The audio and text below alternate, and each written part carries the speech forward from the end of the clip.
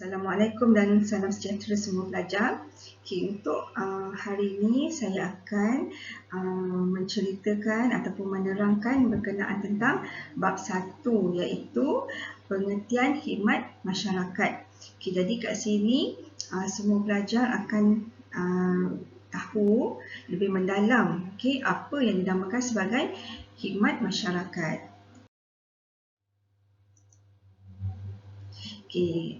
Community service ataupun khidmat masyarakat ni dia boleh didefinisikan sebagai kerja-kerja kemasyarakatan yang dilaksanakan secara berkumpulan dan mempunyai matlamat serta tujuan yang tertentu. Bila dia dah cakap dah dinamakan sebagai khidmat masyarakat, sudah tentunya dia adalah berkaitan tentang masyarakat. Masyarakat yang di luar, sama ada untuk golongan-golongan yang tertentu. Sebab kita boleh tengok pelbagai golongan masyarakat ni. Yang sebab inilah kita perlu melakukan kerja-kerja kemasyarakatan untuk membantu individu yang memerlukan, untuk membantu golongan yang perlukan bantuan. Yang inilah fungsi dan inilah yang dinamakan sebagai khidmat masyarakat. Kerja-kerja kemasyarakatan ni sekiranya dilaksanakan dengan sempurna, sudah pasti akan menghasilkan sesuatu hasil ataupun output yang berguna. Selalunya bila kita melaksanakan kerja-kerja khidmat masyarakat ni, pasti kita nak buat yang terbaik. Pasti kita harapkan golongan yang kita bantu, golongan-golongan tersebut contohnya seperti golongan gelandangan. Sekiranya kita melaksanakan khidmat masyarakat kepada golongan-golongan yang tersebut, sudah pasti mereka mengharapkan hasil yang terbaik. Di atas bantuan, di atas sokongan kita sebagai individu ataupun sebagai komuniti.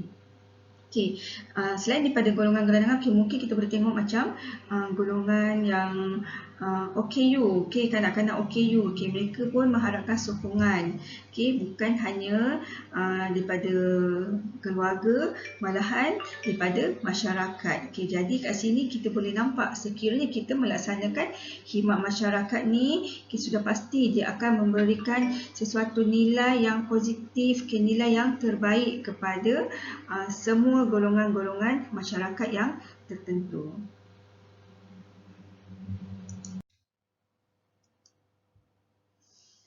Kat sini ada pelbagai konsep khidmat masyarakat yang boleh diterjemahkan. Menurut Paiva and Lederina 1983, khidmat masyarakat ni dia merujuk kepada langkah-langkah kerajaan melalui agensi-agensinya dalam usaha menawarkan perkhidmatan asas untuk memenuhi keperluan golongan majoriti, untuk meningkatkan taraf hidup mereka. Kat sini pihak kerajaan turut memainkan peranan yang penting, turut menyumbangkan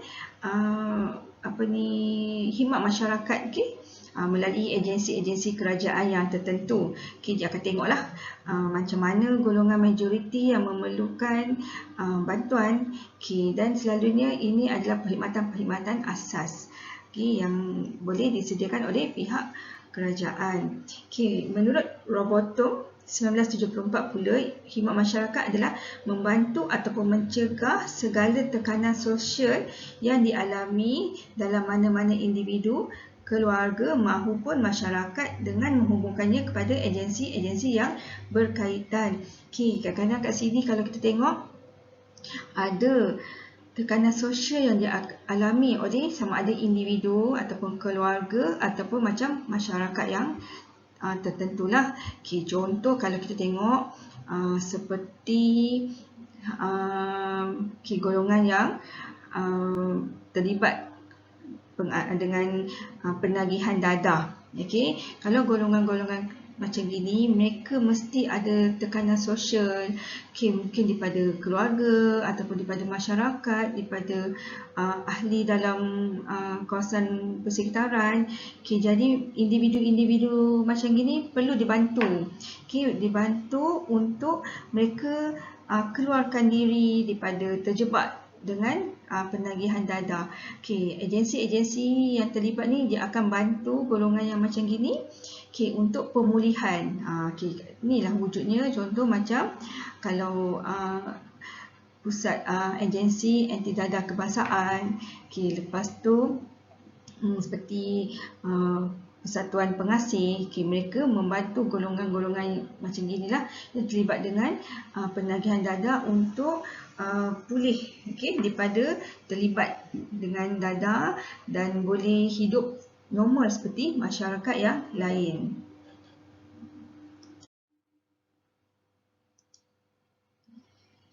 Teams and Teams 1997 dia menyatakan khidmat masyarakat ni adalah merupakan teras profesion kerja sosial, iaitu kesediaannya untuk melibatkan diri dalam memenuhi kehendak manusia. Jadi kalau kat sini kita tengok memang akan adalah individu-individu yang memang suka melakukan kerja khidmat sosial. Mereka memang tak mengenakan apa-apa bayaran. Mereka willing untuk membantu. Kalau kita tengok masa pandemik ni, musim pandemik COVID-19, kita boleh nampak golongan-golongan tertentu ni dia membantu, contoh mereka yang mahir dalam menjahit. Mereka menjahit pakaian PPE untuk dipakai oleh frontliner yang terlibat dalam menguruskan mereka yang dijangkiti COVID-19. Ada yang willing untuk menyediakan makanan kepada petugas-petugas frontliner seperti polis, seperti tentera, bomber yang bertugas menjaga kawalan lalu lintas. Jadi golongan-golongan sini akan wujudlah sekiranya ada sesuatu berlaku ataupun ada situasi yang berlaku dan mereka ni memang suka sangat terlibat dengan khidmat masyarakat. Lepas tu seterusnya, kerja sosial ialah satu kaedah pelaksanaan yang dapat membantu individu perseorangan atau kolektif menyelesaikan masalahnya.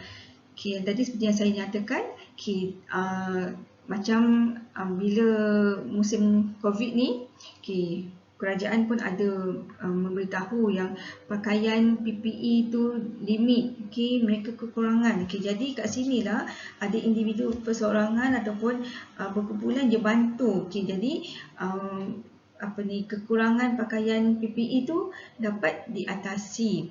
Lepas tu kerja sosial adalah satu bentuk aktiviti manusia di mana ahli-ahli dalam sesebuah masyarakat tertentu sama ada dibayar ataupun sukarela membantu dalam kehidupan individu lain untuk menghasilkan perubahan kepadanya. Jadi kat sini dia salah satu aktiviti manusia lah. Dia boleh dalam satu masyarakat tu ada manusia ni ataupun ada golongan tertentu dia memang sanggup membantu. Kalau tak dibayar pun dia rela membantu.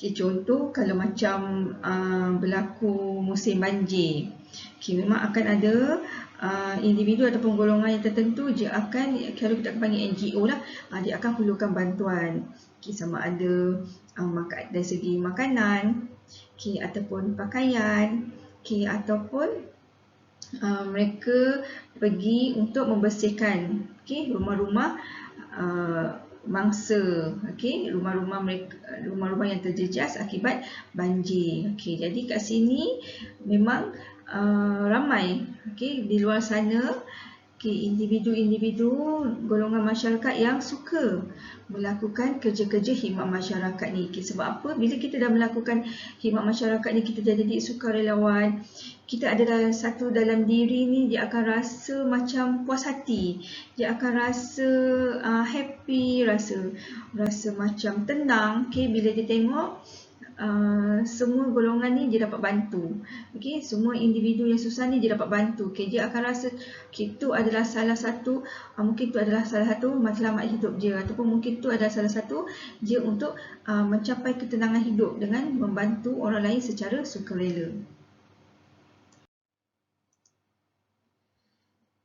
Okey, jadi pendek kata kat sini, konsep community service ataupun khidmat masyarakat adalah usaha-usaha yang dilakukan untuk meletakkan ataupun mengembalikan sesuatu keadaan agar mencapai kesejahteraan hidup bagi golongan yang memerlukan. Okey, kat sini ada usaha-usaha individu untuk membantu ataupun mengembalikan keceriaan, mengembalikan kebahagiaan ataupun mengembalikan kehidupan yang seperti normal macam sedia kala kepada golongan-golongan yang tertentu. Contohlah kalau macam mereka yang hidup susah, rumah pun mungkin macam dah pondok, macam nak roboh dengan makanan asas pun tak cukup. Jadi bila kita ada sukarelawan yang membantu ni, kehidupan mereka akan jadi macam normal balik. Dia akan rasa gembira, dia rasa kehidupan dia komplit, dia tak perlu stres nak fikirkan kekurangan diri dia. Ramai masyarakat yang membantu. Jadi kat sinilah perlunya ada sukarelawan. Jadi saya harap selepas ni semua pelajar akan tanam dalam diri masing-masing bersedia untuk menjadi sukarelawan. Tak kisahlah apa saja masalah yang timbul, apa saja golongan yang perlu dibantu, kita kena bantu dengan sukarela. Mungkin kita tak dapat balasan di dunia, mana tahu semua benda ni, nilai kebaikan ni akan dibalas di dunia sana, ataupun kita akan dapat kebaikan-kebaikan yang lain daripada orang lain pula.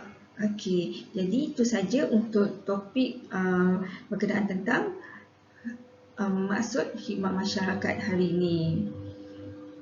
Terima kasih.